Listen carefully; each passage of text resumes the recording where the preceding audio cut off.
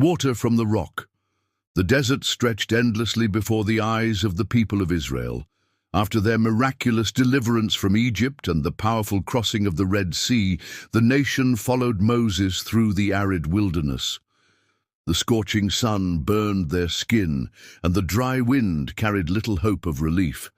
Day after day, they walked through the barren land, depending on God's guidance to survive. The journey was not easy. Though they had seen God's wonders, hunger and thirst soon began to trouble the multitude. The people remembered Egypt, where food and water were plentiful, even if they had lived as slaves. In the wilderness, every day was a test of faith, and every step required trust in the unseen. At first, God provided manna from heaven, a bread-like substance that appeared with the dew each morning. It was enough to satisfy their hunger. Yet water, the most basic necessity, was scarce. The animals grew weak, and the children cried out from thirst. The people began to murmur against Moses, questioning his leadership and even God's faithfulness. Their voices rose in complaint. "Why did you bring us out of Egypt? Was it to kill us, our children, and our livestock with thirst?" Moses listened to their cries, feeling the heavy weight of responsibility. He had not chosen this role. God had chosen him. And now, once again, he was caught between the people's anger and God's plan. Moses turned to the Lord in prayer, desperate and honest. "What shall I do with this people? They are almost ready to stone me." God, who had always provided, gave Moses instructions. He told him to take the staff with which he had struck the Nile and go before the people. Some of the elders would accompany him, and before their eyes, God would perform another miracle. The Lord directed Moses to a specific rock at Horeb. "Strike the rock," God said, "and water shall come out of it, that the people may drink." It was a command that defied logic. How could water come from stone? Yet Moses had seen God's power over the elements before. If God said it, it would surely come to pass. The crowd followed, weary and doubtful, as Moses and the elders approached the appointed place. The rock loomed before them, dry and lifeless. Moses lifted the staff high, the same staff that had parted the Red Sea, and brought it down against the rock. The sound echoed in the silence of the desert. At first, nothing happened. Then, with a sudden gush, streams of water poured forth from the stone. The water flowed abundantly, filling the dry ground, forming pools and rushing like a small river. The people surged forward, drinking deeply, their thirst quenched, their livestock refreshed. A roar of relief swept through the crowd. The children splashed in the pools, the elders lifted their hands in gratitude, and the animals drank until they were satisfied. The miracle of water from the rock became a testimony to the people that God would not abandon them even in the harshest conditions. Yet Moses did not forget the bitterness of their complaints. He named the place Massah and Meribah, meaning testing and quarreling, because there the Israelites tested the Lord, saying, "Is the Lord among us or not?" The water from the rock was more than just physical provision. It was a sign of God's presence in the wilderness. Every drop reminded Israel that the God who had brought them out of Egypt would sustain them until they reached the land he had promised. But this was not the only time such a miracle occurred. Later, as they continued their journey, the people once again faced thirst in the wilderness of Zin. The story repeated itself, with murmuring, anger, and fear. Once again, Moses sought the Lord. This time, God gave different instructions. He told Moses to speak to the rock before the congregation, and it would yield its water. However, the burden of leadership had worn heavily on Moses. Frustrated with the endless complaints of the people, he lost his patience. Standing before the assembly, he cried out, "Hear now, you rebels! Shall we bring water for you out of this rock?"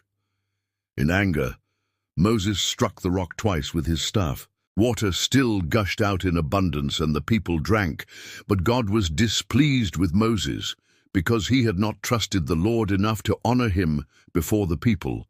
Moses was told he would not lead them into the promised land. The miracle provided for Israel's need, but it also carried a sobering lesson about obedience and reverence. Throughout the generations, the story of water from the rock was retold. It reminded Israel of God's faithfulness, but also of the importance of trust and obedience. The rock became a symbol of God's provision, a source of life in the midst of death. Centuries later, the Apostle Paul reflected on this story and revealed a deeper meaning. He wrote that the rock was Christ himself, who accompanied Israel in the wilderness. Just as water flowed from the rock to quench physical thirst, so too does Christ give living water to quench the deepest thirst of the soul. The desert of Sinai, with its harsh sun and parched earth, still stands as a backdrop for this eternal truth. God provides living water in the midst of our wilderness. He knows the needs of his people and calls them to trust him even when circumstances seem impossible. The people of Israel learned that survival in the wilderness was not about strength or resources, but about dependence on God. Every miracle pointed to his sovereignty and mercy, and the water from the rock, flowing abundantly from a place of dryness, became a powerful picture of his grace. Imagine the children of Israel looking back at that moment, the dust of the desert still on their faces, but their lips refreshed with cool water, their hearts learning slowly, painfully, that God was indeed with them. Their journey was long, but the rock never failed. Generations would later sing of the God who split rocks in the wilderness and gave his people drink as abundant as the seas. They would remember how he brought streams out of a rocky crag and made water flow down like rivers.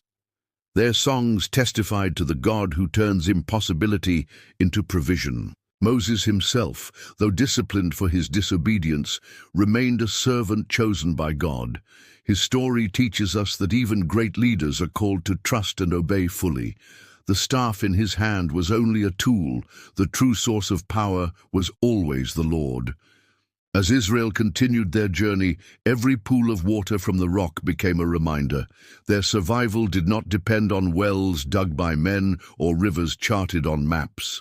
Their survival depended on the Rock of Ages, the one who never fails. The desert tested them again, and each time God's mercy was revealed, sometimes through bread from heaven, sometimes through quail, and sometimes through water bursting forth from stone. Each act pointed to his faithfulness, even when his people faltered. For us today, the story continues to hold meaning. In the wilderness seasons of life, when everything feels dry and hopeless, God is still able to bring water from the rock. He provides in ways we cannot imagine, proving that he is present and faithful. The miracle of water from the rock teaches us not only about provision, but about the heart of God. He does not abandon his people even when they grumble. He meets needs with compassion, but he also calls us to trust him deeply.